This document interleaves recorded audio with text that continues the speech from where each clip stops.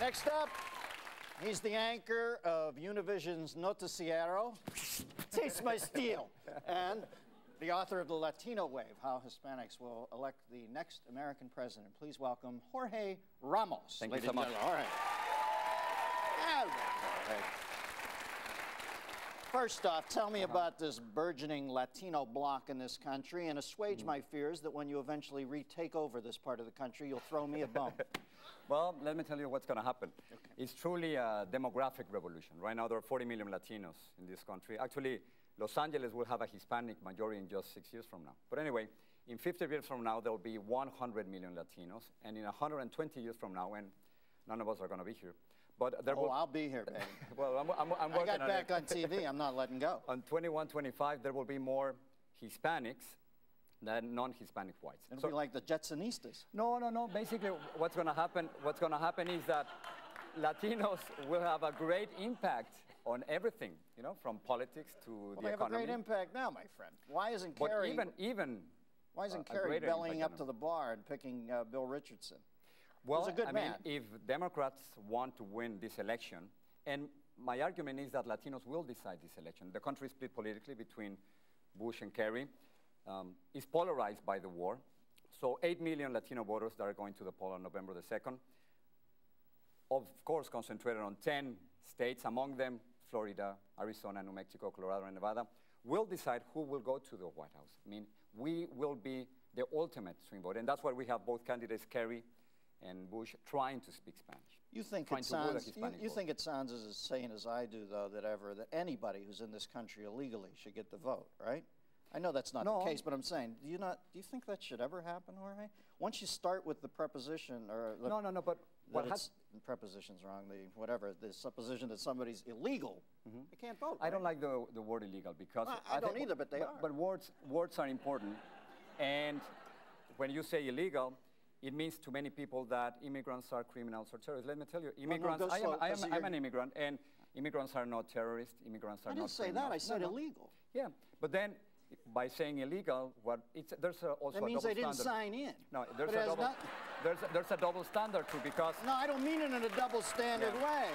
Because, of course, there are 8 or 9 million undocumented immigrants in this country, and for instance, the most comprehensive study ever conducted in this country by the National Academy of Sciences says that all immigrants, both undocumented and legal, contribute much more to the economy of this country. But on the other hand, there's many people who criticize undocumented immigrants, want them to go back to their country of origin, and simply do not realize the fact that they are also benefiting from their work. Now listen, Jorge, you got to hear me here, because I mean this sincerely. I'm speaking for a lot of people out here who are getting lapsed into other things. Too. I don't say terrorist. I don't say they're not welcome. I don't say that they're not a great contributor to this culture. I don't say they're not some of the most amiable people I meet in my day-to-day life living in California. So the argument is? I say they didn't sign in. That's illegal. Well, and they are here. They have to start signing in, But you know why they are here? Because there are Americans, millions of Americans, and many American companies who are hiring them. It has nothing to do with the law. It has nothing to do with the border. It has to do with economics, supply and demand. As long as there are workers in Mexico making $4 a day and making exactly the same amount of money here in 1 hour, they'll keep on coming. So we need an amnesty. We need an immigration agreement. So that's what you would do. Everybody who's in right now, if they prove that they're playing by the rules, would get an amnesty. It's not only me. I mean, President Bush has made a proposal. Since you're on my show, I don't have everybody on my show right now. Well, you need to do 3 things. First, we have to give an amnesty to 8 or 9 million undocumented immigrants. Second, there has to be an agreement with Mexico first and then with Latin America to have a more orderly flow of immigrants. I mean, it's every single day 1 immigrant dies at the border. And also at the end, we need an investment plan, a huge, massive investment plan in conjunction with trade, so we could create more jobs in Latin America and increase salaries, so immigrants don't think that their only option would be to come to the United States. Okay, let me flip this around. Okay. We just talked about how well these people do for this country.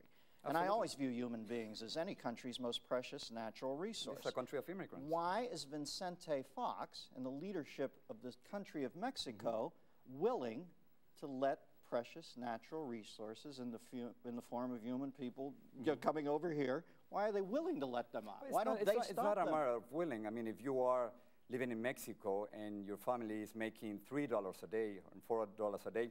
And one of the things about immigrants is that we're still connected to our countries of origin. So these immigrants in Mexico or in El Salvador or in Argentina, they're in constant touch through cell phones and email. And they know that if they come to this country, they're going to be living better. They're going to be having a better life. So if well, you're it's making... nice to hear somebody speak highly of America. Good for you. Well, I mean, that's one of the reasons why we are here. The three most important issues for Latinos are, of course, jobs, education, and healthcare. And they come here because they think they can have a better life than if they stay in their country of origin. 1 out of every 5 Mexicans living here, I'm one of them. 1 in every 3 Salvadorans live in the United States. If that's their top 3 concerns, is their 4th concern in getting Mexico up to speed so they can go back there and live where they want to live and have the same things here that they would have in their own country? Well, I mean, it would be fantastic if we could stay in our country of origin. What are we going to do about Mexico? That's what I'm saying. You should have this great... let's get Mexico up to snuff where people don't want to split it all the time. Exactly, and we have to follow exactly the same model as the European Union. Yeah. What they did is they created this huge investment plan in conjunction, again, with trade, with the poorest countries in Europe, yes, so they could be at the same level as, let's say, France and Germany. Why can't we have a North American community in which, with the help of Americans and Canadians, we can raise the salaries in Mexico and Latin America and create jobs in this part of the world so they don't have to come to this country? All right. I'm just hoping that the 9 million people who, in your eyes, should be granted amnesty, absolutely, when they are immediately granted amnesty and become American citizens, I hope they think about how to help the country they split to become citizens They're of this already country. helping. They're sending $30 billion every year in monies to the countries of origin. So the best help that Latin America can get right now is from their own immigrants in the United States. All right, Jorge. I just had to ask these questions because nobody talks about this. Everybody shouts at each other. No, I like anybody coming here. I just like the guest book getting signed, you know. Well, and I know that we don't agree maybe on immigration, but... No, we kind of do. Well, I just think we got to figure out a plan, and right now we're talking past each other. But something has to be done, and President Bush and John Kerry are making serious proposals. I'm going to take the first step. All right. I'm going to hand over the reins of the show to you. Okay. So let me tell you what's going to happen in this country. On November the 3rd, there's going to be an amnesty for 9 million documented immigrants. And we're going to commercial. Vamos a comerciales. Jorge, I just snuck back in the country. Up next, the varsity. Thank you, sir. Thank you so much.